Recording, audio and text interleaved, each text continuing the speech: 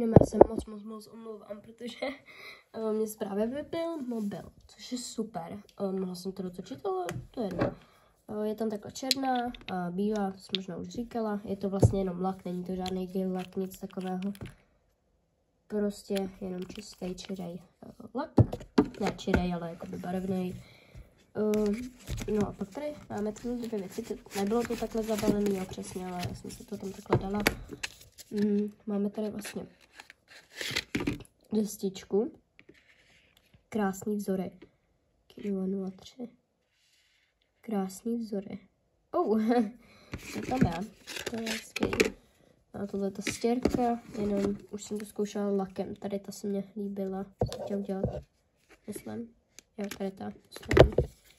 A prostě si na to vždycky dala aceton a umila jsem to. Je to samý s tímhle. Tak to se třete, pak to střídám třeba i tak. No a nevím, zatím mě to nějak nefunguje, ale já se s tím musím naučit. A ono to třeba za chvilku určitě půjde. Ale jinak jako jsem spokojený, je to fakt pěkná řada. A tohle jinak stojí 400. Jo, 400, takže když si to chcete koupit, tak bych si to asi koupila. Jo. Má to fakt pěkný obal, vypadá to pěkně. Já už to moc nedotočím, protože mě to nejde moc daleko poslat.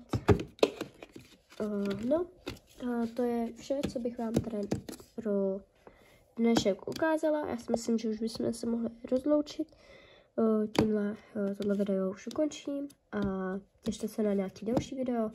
Určitě mě odebírejte nebo dejte mi follow, like na tohle video.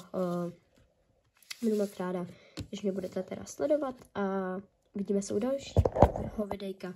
Tak páčko.